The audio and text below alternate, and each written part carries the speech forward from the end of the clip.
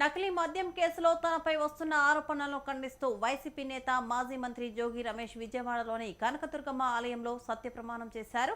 కుటుంబ సభ్యులతో కలిసి ఇంద్రకీలాద్రికి చేరుకున్న జోగి రమేష్ ఘాట్ రోడ్డు ప్రవేశ ద్వారం వద్ద దీపం వెలిగించి ఈ కేసుతో తనకు ఎలాంటి సంబంధం లేదని ప్రకటించారు. ఈ సందర్భంగా జోగి రమేష్ మాట్లాడారు. కనకదుర్గమ్మ సాక్షిగా పైన అమ్మవారు ఉన్నారు.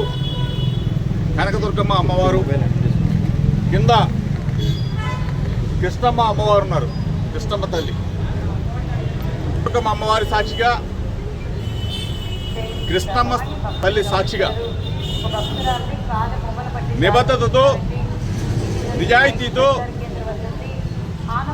నిండు మనసుతో అమ్మవారిని వేడుకున్నాను. నా హృదయం గాయపరిచారు, నా మనసు గాయపరిచారు, నా వ్యక్తిత్వ అననం మీద నింద వేశారు.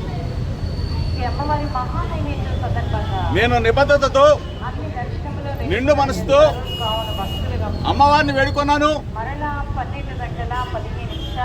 జోగి రమేష్ అనే నేను ఏ తప్పు చేయలేదని చెప్పేసి అమ్మవారిని, నేను ఏ తప్పు చేయనని చెప్పేసి, చేయను కూడా అని చెప్పేసి అమ్మవారి సాక్షిగా చెప్తా ఉన్నా. నా మీద నింద వేసిన, నా వ్యక్తిత్వ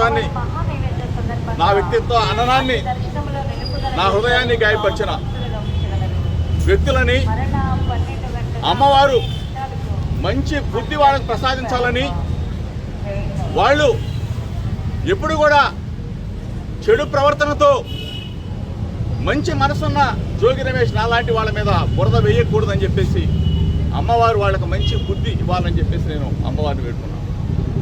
గత 10 రోజులుగా చెప్తా ఉన్నా, మీడియా మిత్రుల సాక్షిగా చెప్తా ఉన్నా, రాష్ట్ర ప్రజలందరికీ చెప్తా ఉన్నా, జోగి రమేష్ అనే నేను ఎప్పుడు ఏ తప్పు చేయలేదు, చేయనని చెప్పేసి.